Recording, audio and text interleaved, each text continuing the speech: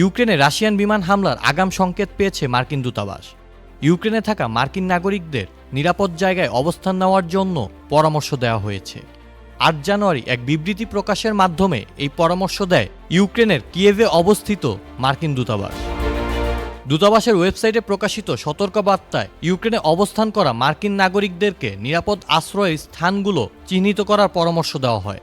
পাশাপাশি আগাম সতর্কতার জন্য মোবাইল ফোনে একটি নির্ভরযোগ্য বিমান সতর্কতা অ্যাপ এয়ার রেড সাইরেন বা অ্যালার্ম ম্যাপ ডাউনলোড করার জন্যও বলা হয়। সতর্কতা জারির সাথে সাথেই নিরাপদ স্থানে আশ্রয় নিতে বলা হয়েছে। স্থানীয় সংবাদ মাধ্যম থেকে সকল তথ্য সম্পর্কে সম্পূর্ণ অবগত থাকার পাশাপাশি পানি, খাদ্য এবং ওষুধ সাথে রাখার জন্য বলা হয়েছে। সতর্কবার্তায় আরও বলা হয়, জরুরি পরিস্থিতিতে সংশ্লিষ্ট ইউক্রেনীয় কর্মকর্তাদের নির্দেশনাবলী অনুসরণ ও সংকটকালীন মুহূর্তে পররাষ্ট্র দপ্তরের সঙ্গে আলোচনা করার পরামর্শ দেওয়া হয়। আউসাফুল ইসলাম আকিব, চ্যানেল আই।